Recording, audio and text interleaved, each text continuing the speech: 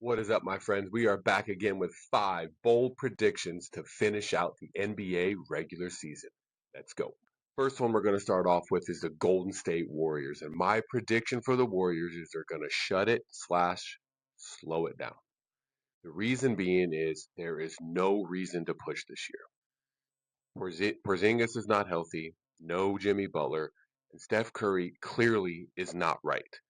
They just announced he's going to be out for 10 more days. They're going to reevaluate in 10 more days.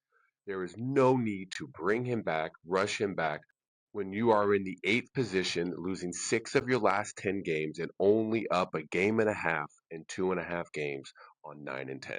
Now, they're still going to make the play in because these 5 down here are hot garbage. They're still going to make the play in. But if they don't make the playoffs and they just make the play in as a 9 or 10, they get to be in the lottery.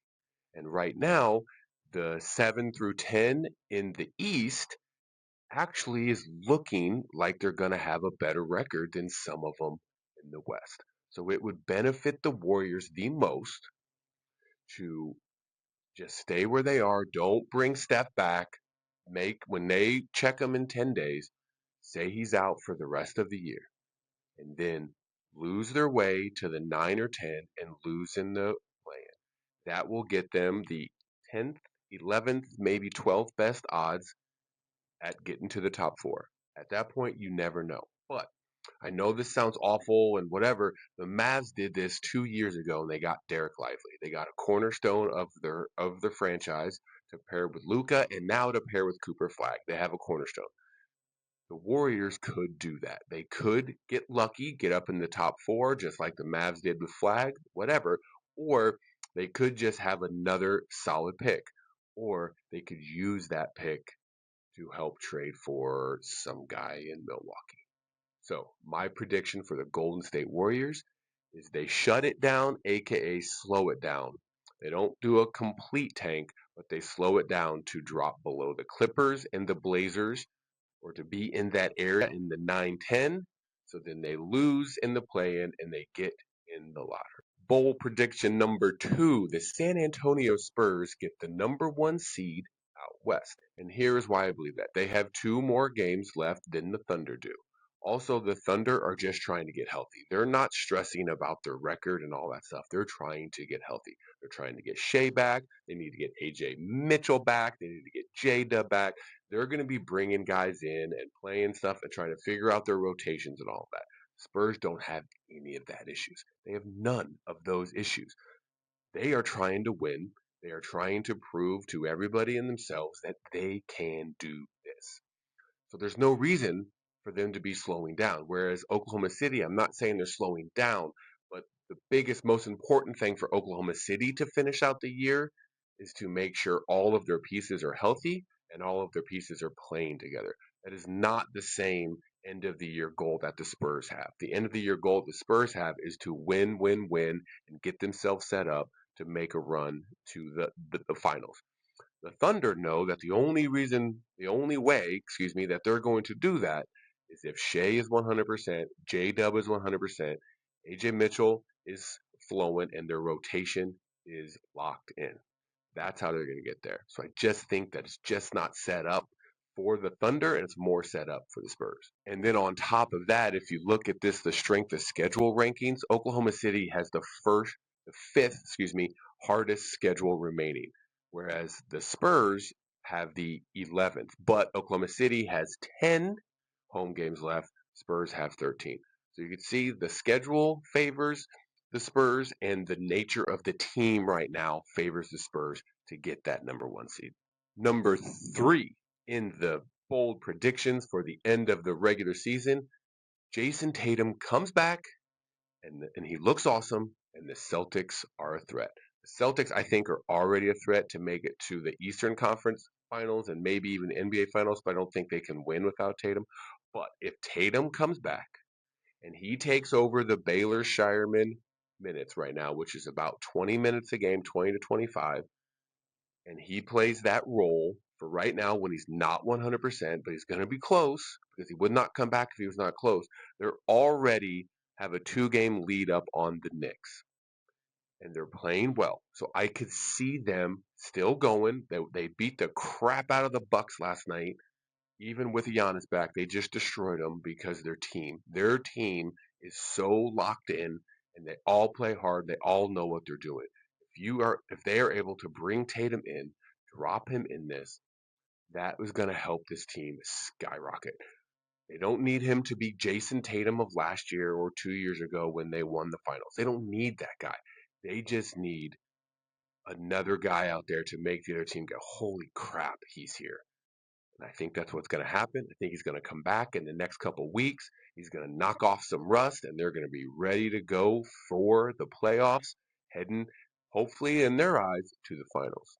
Number 4, bold prediction. The Charlotte Hornets get the number 6 seed. This is probably the most bold of all of these. I think they're going to get the number 6 seed. And the reason being is flat out, they're playing better than Philly, Orlando, Miami, and the Hawks. Flat out. Now the Hawks says here they have won 4 in a row too, and I get that. But I just think the Hornets are a better team. They're just a much better team than the Hawks right now. I feel like the Hawks are kind of playing with this Kaminga thing and kind of playing that up, and they're excited and they're just. But at the end of the day, Charlotte has better players. Okay, I think Miami and the Magic are both kind of middling teams that are going to be hot for a couple games and play like garbage and then hot and garbage, hot and garbage. I think that's going to hurt them. And I think Philadelphia is just struggle bussing. They are driving the struggle bus, not because Maxey and Edgecombe are not freaking studs, because they 100% are. Embiid is out. He's back to his will he, won't he, in, out, blah, blah, blah. And this Paul George suspension sucks for them. They were playing really well before all this happened, but I feel like they're still falling. As you can see, they're 4-6 in their last 10. They're falling back. I think the Hornets are going to keep pushing. They're going to get better and better because they are trending way up. They got 21 games left. I would not be surprised if they go 14-7, 15-6 in those last 21 games, and they get up there to that number 6 seed to play the Knicks or Cavs in the first round. I can tell you right now, the number 3 seed, the last team they want to see get to number 6 is the Charlotte Hornets. And my last bold prediction is the Indiana Pacers end up with the worst record in the NBA. Now, you're wondering, how can you say that? Well, here's my reasoning. The Brooklyn Nets have a ton of young guys that are wanting to play and that the team is wanting to find out who they are. Well, the only way you can do that is they're playing. Well, they're going to be playing and they're going to be trying their asses off because they're trying to prove we are guys that are here to stay, or they're trying to prove to the rest of the league that we are guys that you should trade for. So the Brooklyn Nets, it's going to be hard for them to tank as bad because the young guys want to prove stuff. I can say the same thing about the Wizards. Their young guys are still trying to prove what they are, still trying to set up that they belong with Trae Young and AD next season. So I don't see them tanking as hard as the Pacers. The Pacers already have their team. They're already set to go.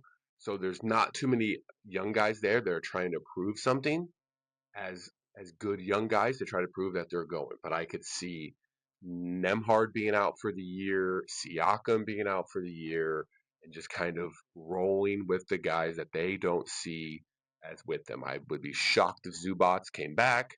They are banking on next season. And if you go down to the West, I feel like the Jazz and the Pelicans have no reason to lose. The Jazz do, but they're still really good, as you saw by the close game last night where they almost beat Denver, right?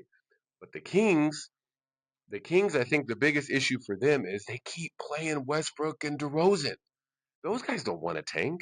They don't want to lose. They're still trying to, again, they're trying to show to the rest of the league, we are guys that you should trade for because we can help your team win.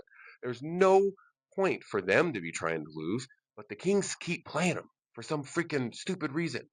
So I think the Pacers are best set up, best equipped of these bottom 4 teams to make the bottom, to be the worst team, to have the worst record, and therefore the best odds at keeping the number one pick and getting in the top four, which they have to because of their pick protection with the Clippers.